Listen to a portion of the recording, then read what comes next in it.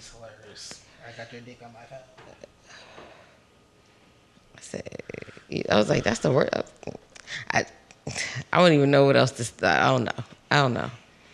It definitely gave me female energy when I saw it, and that's what I made. It made it even funnier. That definitely came from a female, or that's a spicy nigga. That's what I'm saying. That's what made it even funnier, because I was like, either or, like, this is hilarious to me. I was like, everybody can see it at this point. I was like, I don't know. I was like, I could have been a solicitor. You don't know. She got your dick on her. She got your dick on her phone. Yes, there's a dick on my phone, and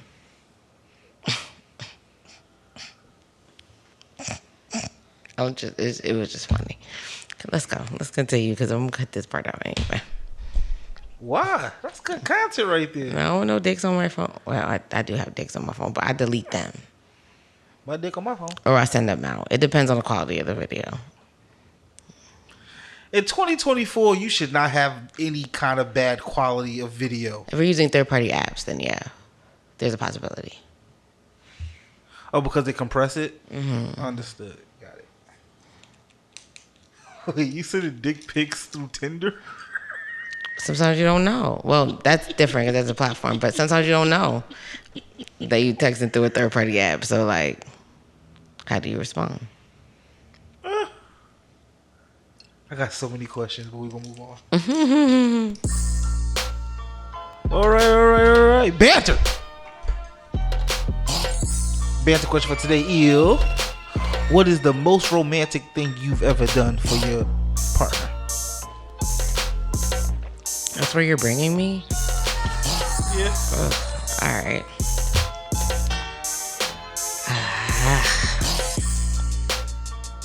I probably think that was probably romantic. I was in a relationship with someone. I don't care to say their name at this point. And we were together for a minute, and our anniversary was coming up. So this was actually something like, it was consistent enough. Like, at one point we even lived together. Like, it was like that. And so I decided to rent a hotel room. I bought rose petals. I bought real candles, which don't do that in a hotel room. Don't do that. Don't do that in a hotel room. I bought him certain things that he likes, from like the alcohol, maybe like a snack. Like I put that all on the bed, and I also did like a little heart on the bed, and I also had on some lingerie. And so he didn't really know what he was coming to. He thought it was just like, I decided, because at one point in time we used to like go to different hotels, have sex. I don't know, it was a thing.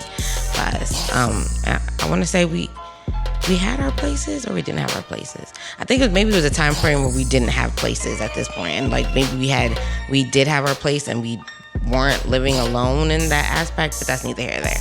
But we were doing like these different like hotel kind of things.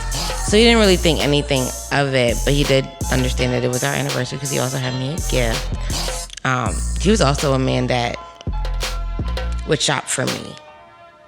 Like if he saw like a dress or like some jeans, like something like that, he would buy it. Like that's there's a whole story for him, but it gave a lot. Anyways, so when he pulled up, I got into the car. I covered everything. We were just having a conversation, and I also played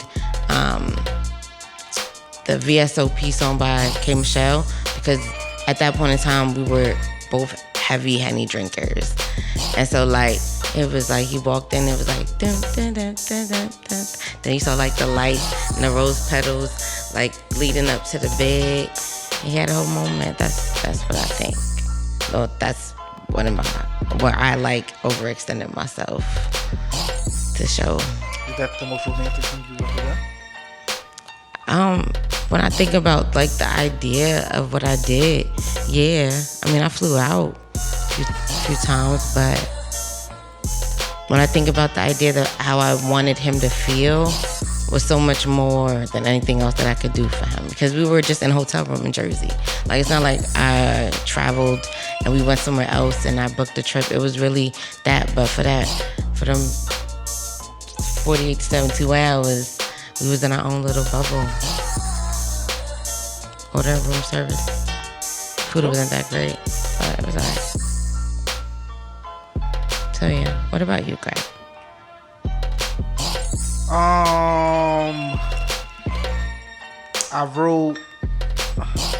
I made this jar.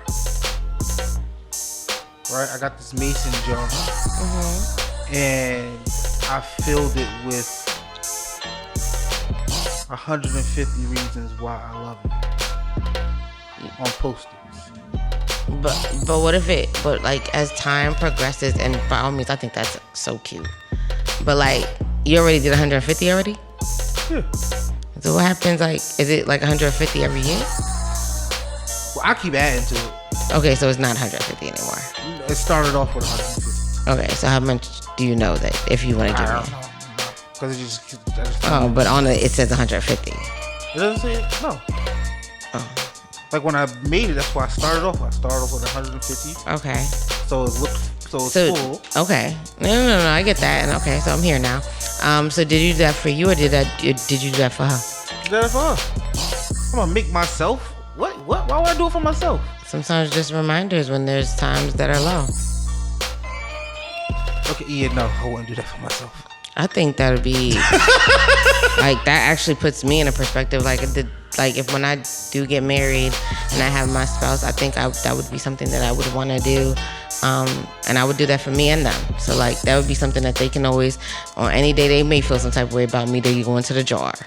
And sometimes when I feel some type of way about them, I'm gonna go into the jar. That's the purpose of the jar. Right. Okay. And that would be my thing. I wouldn't do that now though, but I would definitely do that with my spouse, because there'd be some funny things that we can even talk about sometimes. Because For sure.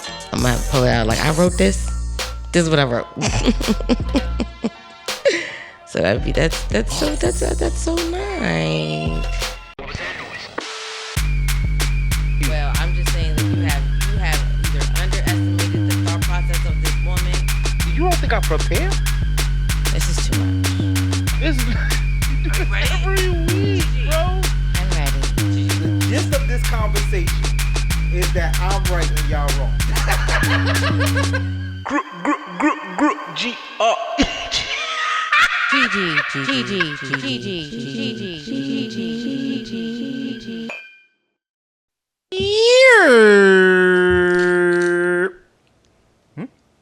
Oh, I know what you're saying. I understood. Got it. Hello, everyone. Welcome to Convo 150. Nah, 160. This is 160. Convo 160 of Just a Conversation with Greg and Gigi. I'm the person that talk first. And I'm sitting here and joined by Gigi.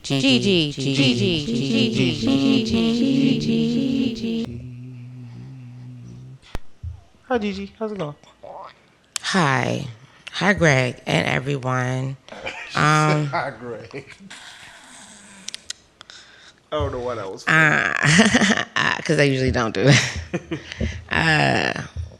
I've been okay. A lot of things have happened, from like the wedding. I've had some people pass away. I've had services from people that have previously passed away. Just a lot of things going on. My body is not functioning properly, and I don't know if it even is something even to pay homage to the last episode, where I don't know if it's because there's so many emotions that I'm interchanging with, and I'm just like in a grieving state that my body is not functioning properly, and I'm just trying to work through that. But it hasn't slowed me down. Work's been cool. Celebrated a few birthdays. Shout outs to, well, I don't even know if you guys ever hear this, maybe in a couple of years, but shout outs to Ashley and Ann. Like, their birthdays passed this year, and they enjoyed how I've been setting up little little functions for our department, kind of keeping the morale and getting people to get to know each other. I really enjoyed that. And yeah, I'm just working through this week. I feel like there's been so many changes within me, like kind of releasing some energy that no longer benefits me. So I've just been trying to focus on my self-care, to put it in a bow. How about you, Greg? Um, I'm gonna say I don't know how I've been feeling. Let's do that. It's been a week, for sure. Like not even. There was days like I would take Ava to camp, go back to bed, and don't get out of bed until like 1 or 2. Yeah, that's not like you. You would have went to the gym or something like that. So it's been like that kind of week. I feel like that's the season. I feel like there's a lot of people that have been down that usually are not down. I don't know if Mercury's in retrograde. I didn't do my research, but that's what it's giving. It's giving like there's an imbalance of what was like leveled at one point or things that made sense, and now everything's being questioned, and not because of anything out of anybody's control. And I've been seeing that even with me. Like I've been seeing that. So I don't think this is just you, and I think it's just the storm will subside and the sun will. But we was talking about me. Oh. So about me. I was talking to you about you. I was just letting you know. I'm sorry, Greg. Go ahead. Lost someone really close to me. Damn near a mother. Miss V. Passed away on Monday. That is fucking me up. One thing I do want to say though. She listened to us, which was to my shocker, but she brought up stuff in our conversations that the only way she would know about certain things is if she listened to this podcast. So, and she even admitted it. So, it's cool. Oh, shout outs to her. So, that's cool. But also... Oh, Miss V. Oh, dang, what was the second thing? Sorry. I forgot.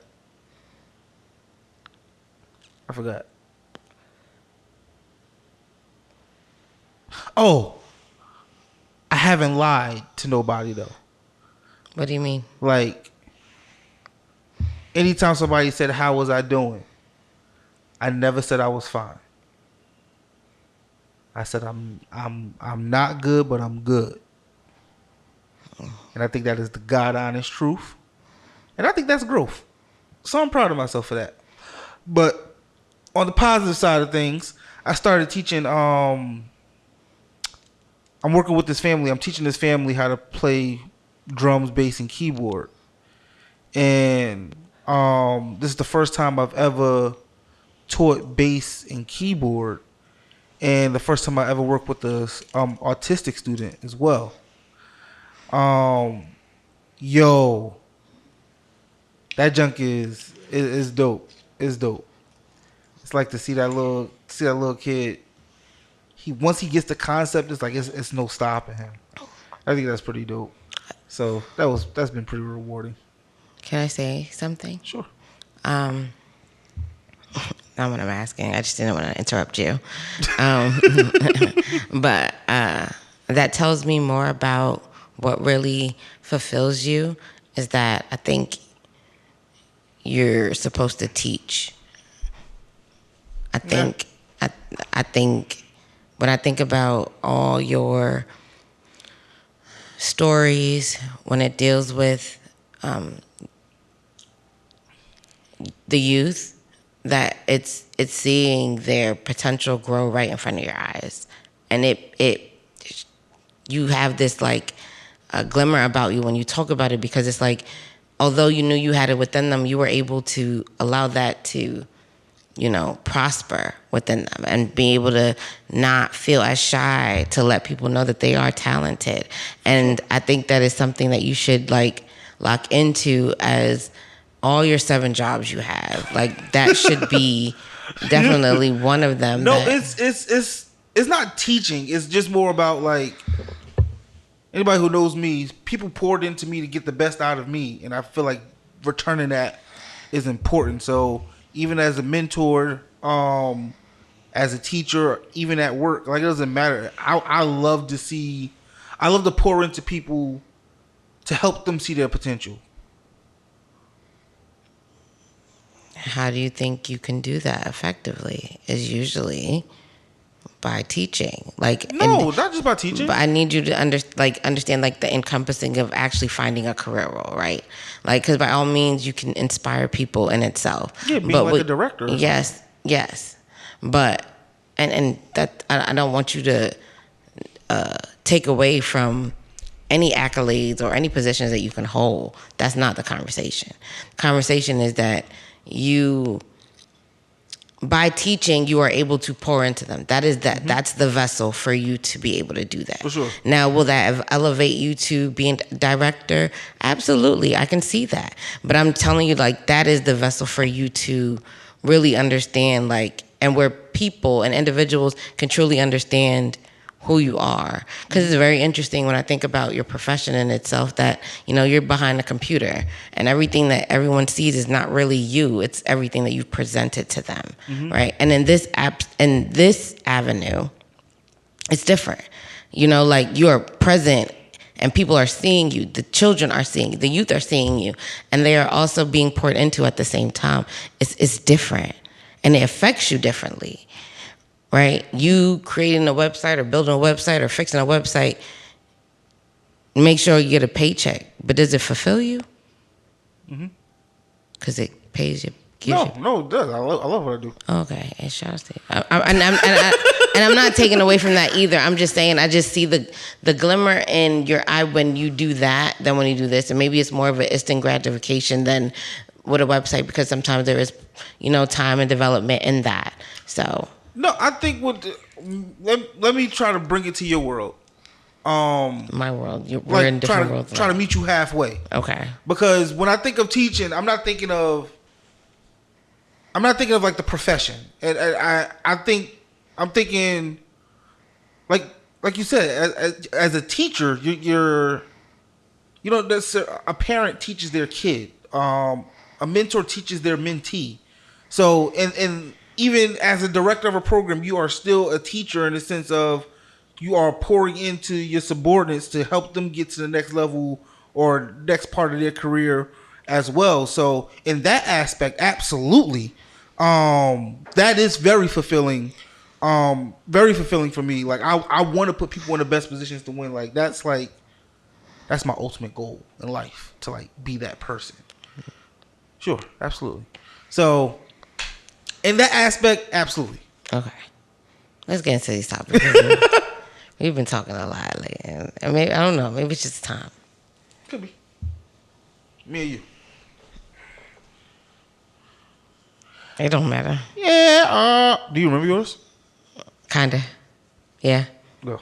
So you want me to go? All right, cool. Yeah. All right. So my topic, I just experienced a lot in this couple of weeks. Some things I shared past week, but, you know, things I didn't. And it brought me to the topic of, do you believe that your spouse, your partner, your significant other is responsible for your happiness? Answer? No. No. You want to elaborate? Sure. Your spouse can make you happy. Like, their presence of, like, I like being around you. Knowing you okay makes me happy. But, like, my spouse isn't my jester. Sorry. Like, they're not here to put on a show for me. Like, no, that's weird. Like, you need to, first off, happiness is a fleeting emotion. 1 minute you can be happy, the next minute you can be sad. Okay. But overall, either way, you should know what makes you happy, or if you need to find your own happiness. Your happiness shouldn't be dependent on somebody else. Period. I agree with you, Greg. However, because I all the words you said, I'm gonna say yeah, but I think it's a yes and no. Because when I thought about the situation that I was aware of and it was told to me, and the same response that you've given was told to me, I also took into perspective of, one, agreeing with you is that before you and while I was with you, I found happiness outside of you. That's how I found you. That's usually you attract those energies, right? Mm-hmm. And if I didn't, I get that too, because there are some people that find themselves like unhappy or don't understand love or hasn't experienced love to understand it, to know that when it's right in front of your face, they don't know how to respond properly. For sure. So I've seen that too. So they've started to contribute this happiness or this new understanding of love to that individual, and not understanding that they've just seen a better version of humanity in order for them to grasp that. Yeah. And so when I come to the idea of agreeing with you, is that, well, I already did that. I already did the agreeing with you, and I told you why I don't agree with you. And also because if there's a moment where my spouse doesn't make me happy, and that doesn't mean that they're the catalyst of my happiness, but if they're doing something to hurt me, whether it's physically, mentally, emotionally. That's different. How? Because that's the catalyst of your sadness. But it's not. It may part. I'm saying in that moment. It doesn't have to be in an abusive relationship. That's different. I'm saying there's a moment where maybe you told me you were going to do something and you didn't do it. Mm-hmm. Doesn't negate nothing that you did before. But obviously, it altered my. No. You're misunderstanding me. Like how you said, like your spouse can be the catalyst of your happiness. Your spouse can be the catalyst of your sadness either, right? So, like, I think my marriage was a good example of this, where she was sad. She was sad all the time, and I was the catalyst for that. Because of you, I am sad. But that's what she said. That may not really been everything, because I think as she... You're right, but I'm saying that at that moment, yes, I was the catalyst for her sadness, and that's why the relationship had to end. But if you are just sad, and I'm not really a factor at all in the sadness, it's just that I'm just overall sad. No, I'm not. It's not on me to make you happy. You need to find your happiness. I'm here for you. But I'm not going to, like I said, I'm not going to be your court gesture. No. But you got to figure out your happiness. I get that. But I use that in the idea of like happiness may also condone the sickness, right? If we go back to, again, the last episode where sometimes when you're angry or you're super sad, that may manifest in your body in a different way. Maybe it not be something physically wrong, but it could give you a mental health issue. For sure. So understanding that and not being able to grasp that, I'm not okay. But I'm looking for you, the person that seems okay to me, to help me be okay again. Because if I'm thinking about the idea of the last moment that I was okay, I was with you. Mm-hmm. So why wouldn't I expect you to help me get back? Because the only way I can help you is by saying I'm here for you and I'm going to love you regardless. Because I could sit here, I could go, let's go bowling, still sad. Let's go to the movies, still sad. Let's have sex, still sad. Let's play the game, still sad. Like, no, what the fuck? I can't do nothing. I can't do nothing for you. But say, I'm here for you, whether you get through this or not. I'm not going anywhere. I will be here with you. But I'm not going to sit here and try to put on a show for you. I'm going to continue to say, hey, let's do these things. Let's try to get your mojo back. Let's figure out why you're so sad. So is there a moment where then you give up? See, now you cooking with fish grease, because that's the hard part. Because you said you're going to be there. Yeah. You said that. Yeah. And it's like, even if she says, Go away. This isn't working. What do you do then? Do you throw your hands in the air, or do you still fight because you don't believe that's how she feels? Is that a question or that's a rhetorical question? It could be both. Because I want to know what your answer is. I don't have an answer. I don't know. Because it all for me starts with, it stems from me saying I'm going to be there. So even if I want to let go, you won't. Because at this moment, you already understood that you didn't want to go anywhere. You don't want to go anywhere. And you still believe in that relationship. I think you got to use your emotional intelligence to see if that's what that person really wants.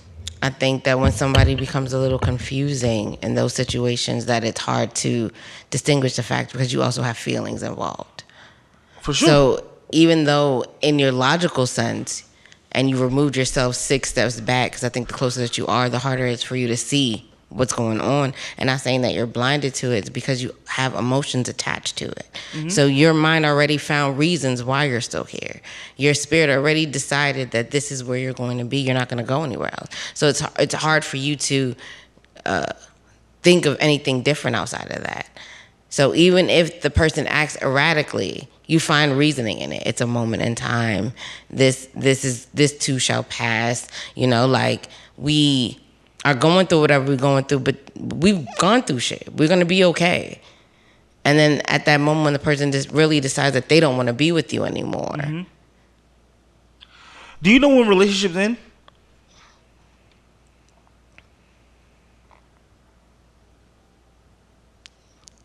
Yes. When it does, as long as one individual decides to stop trying to understand or work through it or want to try, it's over. Because it can happen with 2 people, but once one person decides, it's always going to be one-sided and the relationship's been over. I disagree. Okay. I think it's when logic begins to outweigh love. No, because there's people that have logic, and they know. I'm telling you that they can tell you exactly what's wrong, but they still can't help how they feel. And so, although they can see, like, I'm not supposed to be here. I know I'm not supposed to be here. The best thing for me is to remove myself, but every day I still show up. But they don't. But they do. And I'm saying, in those instances, when you get to that moment when it's over, that's fine. That's what I'm saying. Like, it's over when one individual decides that no matter what they do, this person decides to stay. But eventually, that strong tie starts deteriorating. So it's not just a situation where logic is a thing. It's this person is deliberately hurting me. Now, it's not. I'm about to convince you because you're going to agree with me. Okay. Because think about what you just said about the relationship ends when you said when one person mm-hmm. decides that this ain't for me, mm-hmm. so I'm out. I'm in layman's terms, like that's what you. Yeah, even though they stay, they have checked out. Mentally, they're done. And Emotionally too. Everything, you just gone. Like this is when that one. No, because physically you can still be there. Huh? No, physically you can still be there. Okay. Emotionally, mentally you may have checked out. Maybe even emotionally you might still be there, but mentally you have checked out. So that's where logic doesn't play. It's just you've already understood that this is over, but you understood your feelings.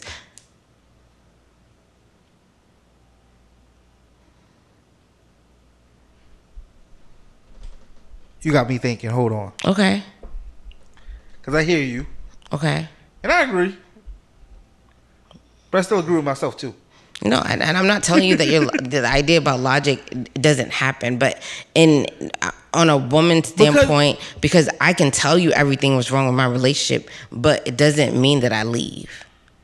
So that means that logically I'm already aware of it. So even if I'm so heightened to the point where I am articulating everything that's wrong with my relationship, does not negate the idea of how I feel about this person. For sure. And you're excuse me, you're right.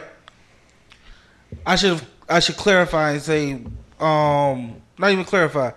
Relationship to me it's still the relationship is over when logic outweighs love. And even in your situation, the person logically they understood like I'm not supposed to be here. Like love makes you do stupid things. Love is illogical. Love makes you think about things that you don't want to think about or do things that you don't want to do. So once like it's just pure, nah, I'm really not supposed to be here. Even if you're physically still there, once you have mentally checked out. Okay, so you agree? Yeah, I agree with you. We agree with each other. Yes. Okay, I'm with you. All right. I don't know where I was going with that though. No. You were trying to explain for me to agree with you, which I did. Oh, okay. And you agreed with me because we basically said the same thing, just on how we are able to articulate that. Yeah, but how do we get there though? Because I said that once someone checks out, the relationship is over. And you're saying that once someone thinks about it logically and they overweigh the love that they have for them, that it's over. And at that point, they've already checked out. So it's over. That's what I'm saying. Like, we agreed with each other. For sure. So, because you asked, and you also, you asked about when do you give up? Or how do you give up? Yeah. Something like that. Yes. And and I still don't have an answer for that. I don't know. Well, if I can I dig into your bass bag? Sure. Okay. I think when you signed the papers. I think way before I signed the papers. Okay, so then that means that you know that there's a time frame. Well, I'm giving you like a logical standpoint where you get that, like where there is a moment in time where you've decided that you've given up. Oh, okay. Well, if we're gonna use me as an example, yeah, I gave up.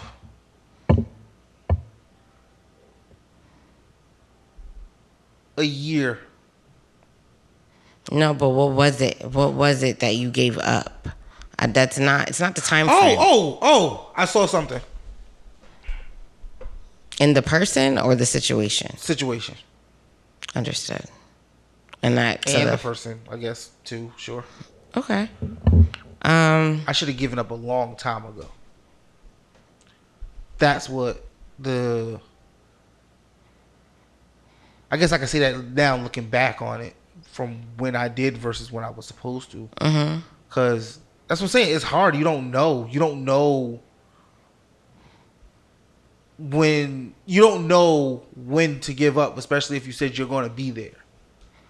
And but when is your feelings valid then? Because at this point, yes, you said what you wanted to say to that person, but you also have feelings too. You're a person. It's not like they talk to a wall or an inanimate object. Like the same energy that you're giving me, it's going to affect me. And so if you continue to give me the same energy, it's going to beat me down to the point where I'm only skin and bones. Yes, when the love is gone. Oh, but at that point, it's like you're waiting on them to make the decision because you decided that I'm going to weather through the storm, but you're also a human. Why wait for somebody to love? Okay.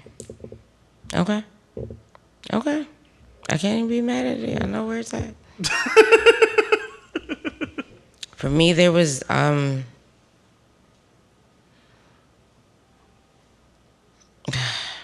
don't even know if I want to get here.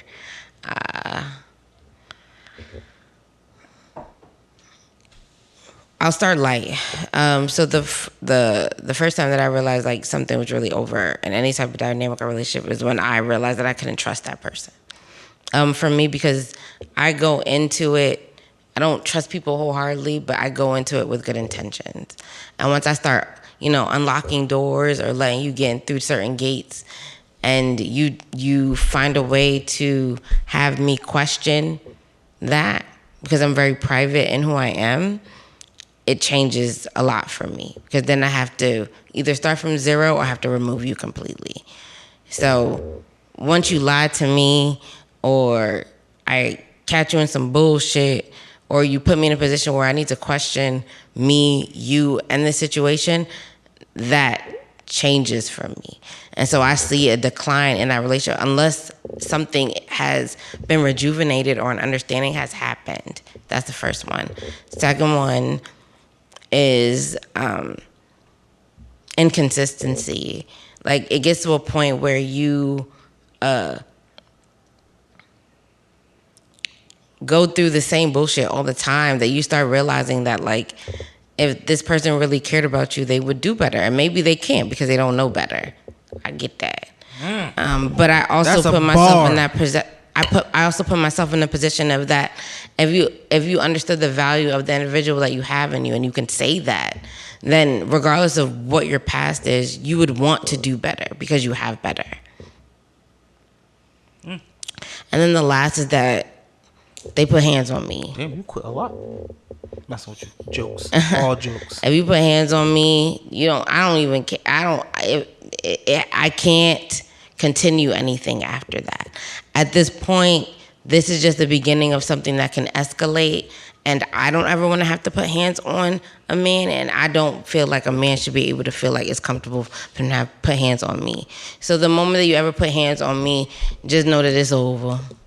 We might have a lease, and I gotta bang that shit out, but after that, or if I'm able to move in that mist, I'm probably gone. I'm checked out at that point. I can't see nothing progress after that because I've understood that you might be going through something and I may have made you feel some type of way, but the idea that you couldn't use your words or your discernment or even your emotional intelligence, that you feel like you need to put hands on me, I have to remove myself. Absolutely. So those would be my 3 things. But fuck niggas. I wouldn't depend on my happiness on an individual at all.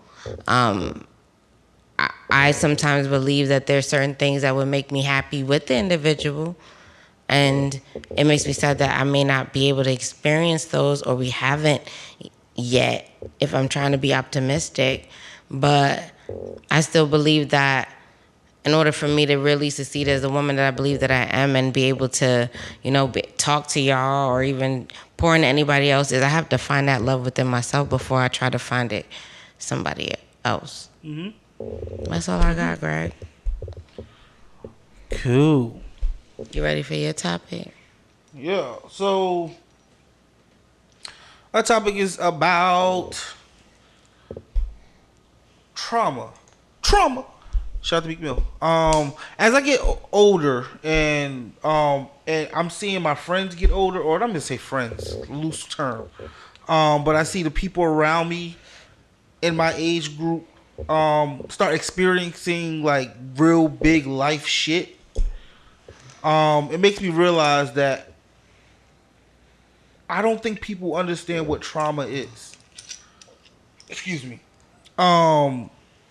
And only reason why I say is because if, granted, you talking to the most traumatized motherfucker in the world who went through some shit. But my thing is the things that people, and this is gonna be fucked up, but the things that some people are going through, I'm like, this is bad for you, and that just made me realize like. You haven't really, you ain't experienced too much shit. That's one thought. Okay, because I have thoughts. That was one thought. Okay. But the second thought is just really about how people are going through life problems right now, and it's because they haven't addressed shit that they need to address. So what's the question? Do you think people understand what trauma is? Yes. Well, no. Yes and no. Oh my fucking goodness.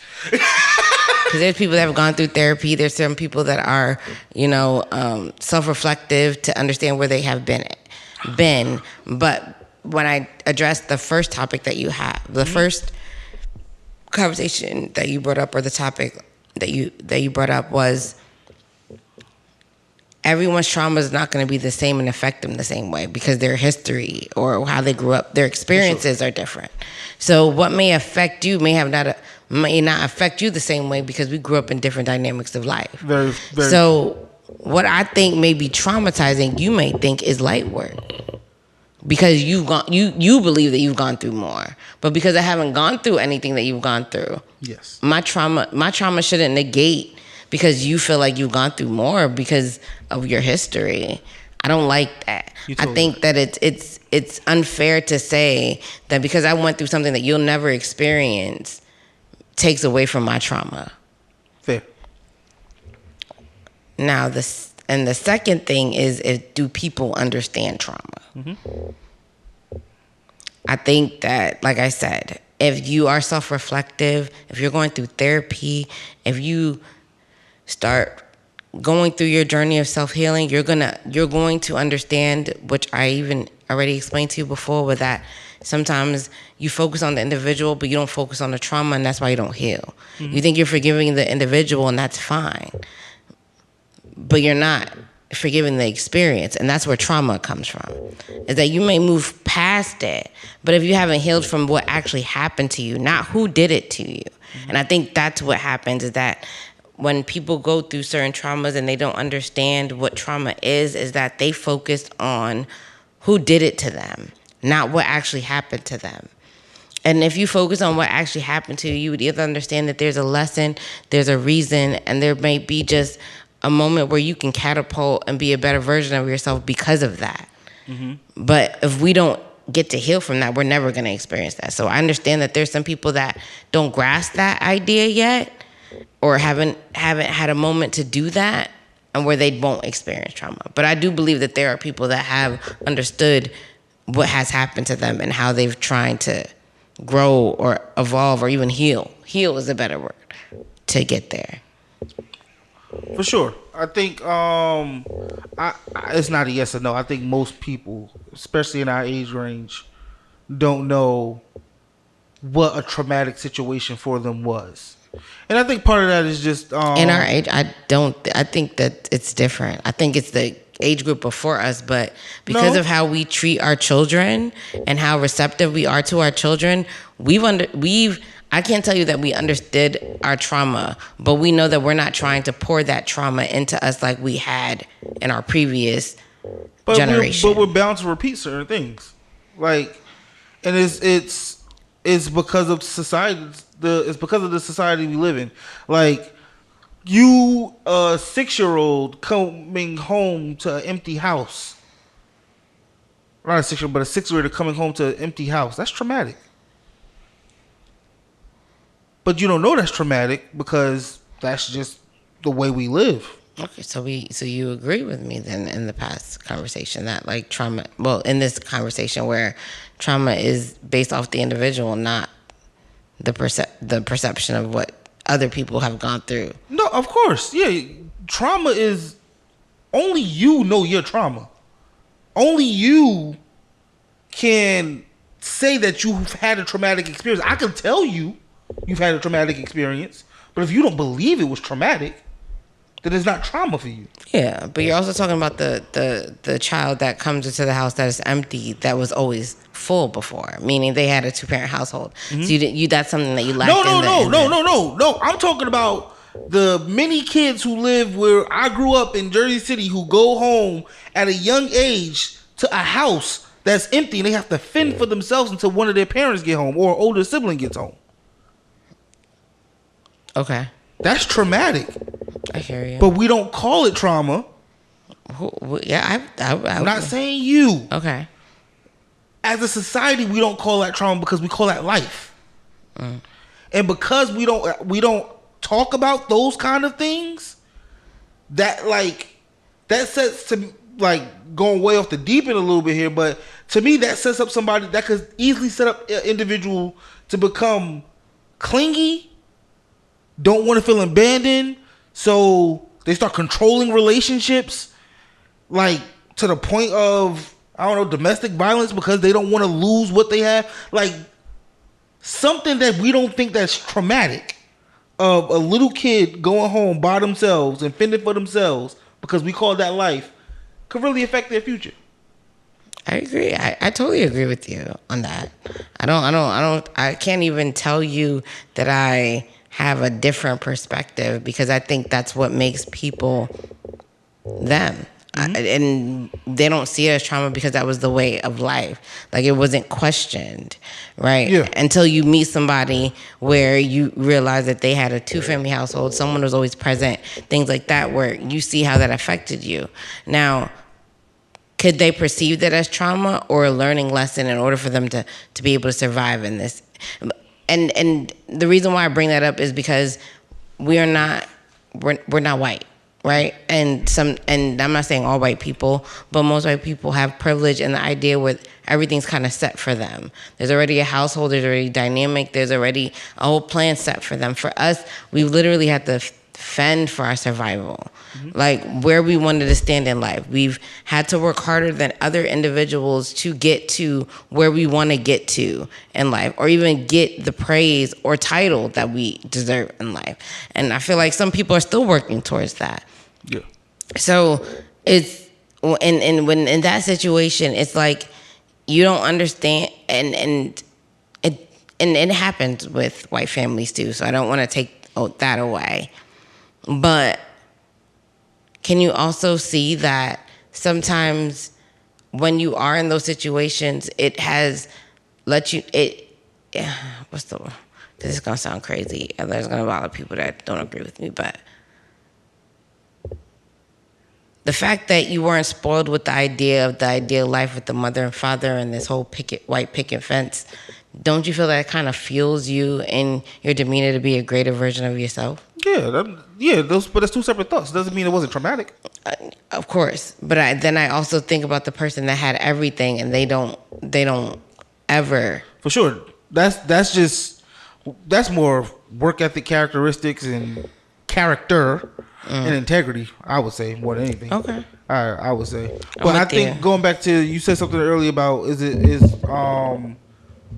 about trauma and lessons. I think trauma is the lesson. Like it serves as a lesson so that you can identify what is causing this that's happening now.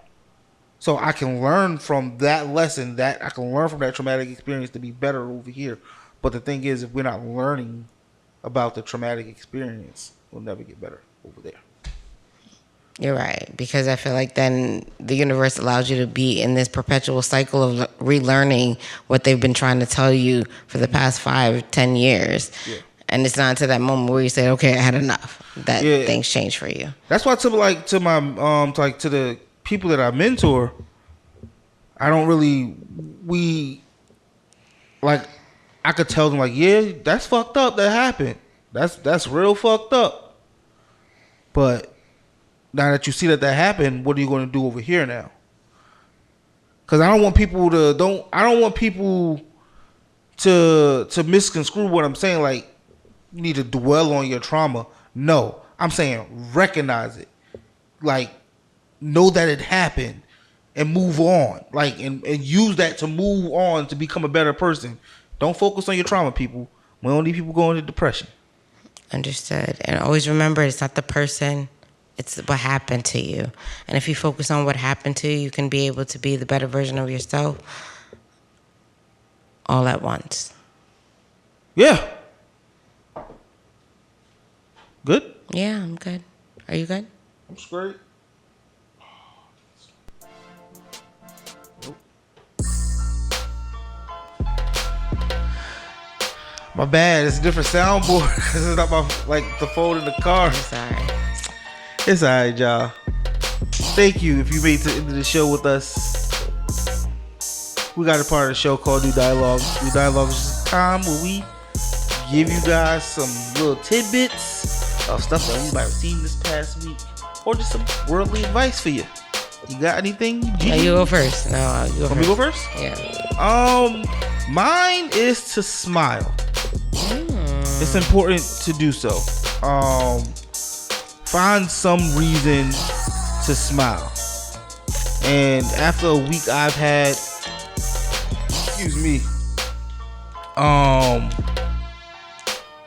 it was important for me to find little moments to smile. So, and I think it really helped me get me through this past week. So that will be the thing I would encourage you all to do. Try to smile. I love that, Greg. Okay, so for me, I'm really talking to the women, but if men are able to take anything from this, do you, friend? Listen to your body. I know last week we talked about, just how your emotions affect you, but think about what you're putting into your body, whether it's food, what you drink, even the energy that you're receiving. Listen to it. Because when it's telling you it's not okay, you gotta check on it. It's not okay. And the more you ignore it, the more it will manifest in itself. So take 2 steps back, and if you're not feeling as good as you did or was, or even being where you're not able to function properly, pay attention to your body. Your body is telling you what it needs, whether it's more sleep, whether it's more positive conversations, whether it's more vitamin C, D, E, F, G. I don't know. If you smell some things you know you don't usually smell, yes, go visit them. Mm-hmm. Take care of you, because the thing is that the only way that you can be the best versions of you is if you feel good. And when you feel good, you look good. Now, I can say fake it till you make it. But when it comes to women and the idea that there's a lot of things that we may harbor, that we may not talk about or fight about, or we just kind of think that we can get through it without dealing with it, will manifest itself in our bodies. Mm-hmm. So pay attention to it. See a little bit more here on that upper lip? Yes, your body will talk to you, whether it's through your skin, anything. Just pay attention to it, because it's telling you that you're not okay. And knowing that will just get you closer to being okay. So take care of that. Pay attention to your body, friends. That's what I got, Greg. Cool. Oh, I also watched House of Dragons. Yeah. Black nigga on a dragon. That's what you got. See, I watched like other like reaction videos to get me like closer to that. That was the only big thing that happened. So many things, other things. I know other things happened, but that's going to be the only thing that you're going to take into the next episode. No, that now we know that Rhaenyra might like coochie. That's not a big deal. It is, because she was so gung-ho on dick this whole time. You mean to tell me you finding out the queen might be a lesbian is important with a show where niggas be fucking their brothers? I'm just saying that, like, instead of me saying that I got nothing from the episode, let me go fuck my I know that. Yeah. But finding out that the queen is lesbian. No, I think that there's outside of because when you say that part, I want everyone to know, I'm sorry, this is a spoiler alert. Please fast forward a good 15 seconds after this. That's crazy if you haven't seen the episode yet. And it's okay, because people have lives, Greg. And sometimes people wait. A whole other episode would have already come out. No, but you've done this before, where you waited till the season was over, then you watch everything through. Right. So don't do that. So, but what I'm saying is that fuck them. The only thing I got was what you got. But after I listened to reaction videos and I got more grasp of everything, I started to realize there was more of it. So that was one. Another one was the fact that where Rhaena, the girl that's watching Rhaenyra's kids, mm-hmm. she noticed that there's another dragon, but this dragon hasn't been tamed. Yeah. This dragon hasn't been like on the list of all the dragons that she has. So this is also getting like there's so many things that when I was watching I said, yo, this is dry as hell. But after I listened she tried to ride a dragon and it burned her. Yes. But I'm saying is that it's also giving us more information on, one, she's not a dragon rider, and two, there is a dragon that need to be ridden. But we also understood by the end of the episode that the dragon really chooses you. You don't choose the dragon. Yeah. So knowing that may be an idea of maybe that wasn't the dragon that she was supposed to be on. Maybe it's the other one. Or maybe not, you know? But we also know that now there's a dragon that no Targaryen has ridden or groomed on their own. They've been living their best life, getting free sheep and people for free from the land. The biggest, like I said, which is still the biggest thing that happened, because now you got all the questions about now, how are dragons choosing their riders? Or is the black nigga that Sea Smoke chose, is that nigga a bastard son or some shit? Like there's so much. But I think that's okay. I think understanding that we've already explored the idea that now as long as they got the Targaryen blood, it's okay. So, but this was a commoner. So, but he got the Targaryen blood. How? We gonna find out. That's my point exactly. We gonna find. We didn't know that. Well, no, we saw that how Jon Snow got it. But I'm just saying, like when I watched it, and I'm an avid Game of Thrones person. I watched House of Dragons, but House of Dragons be missing me. They got a lot of people going on, and they got a lot of things that don't really. They could have been more creative with the names too. Well, they going based off the book, friend. What is GRW? What the fuck is this nigga name? Bayonne, you Martin. Nigga Martin. You could have been more creative with the names. He went through the time. Anyway, yeah, because everybody got like a similar name. Rhaenyra, Ryan, Damon, Raymond. Like I don't know. But I do believe that like watching. It was Kevin on stage, actually. I want to send it to you. I don't know. Well, I'm going to see how the 7th one was. If I would have sent it to you earlier in the week, it probably would have hit different. But I thought his reviews was really, really good on it, which made me even be more invested into the show. Because I think it's a good show. That episode was like, I want to find out what happened. No, that was the boring episode of the season. Okay, I get it. You're right. But a lot of episodes haven't been boring. Nothing happened. The only thing that they left off with the best cliffhanger ever.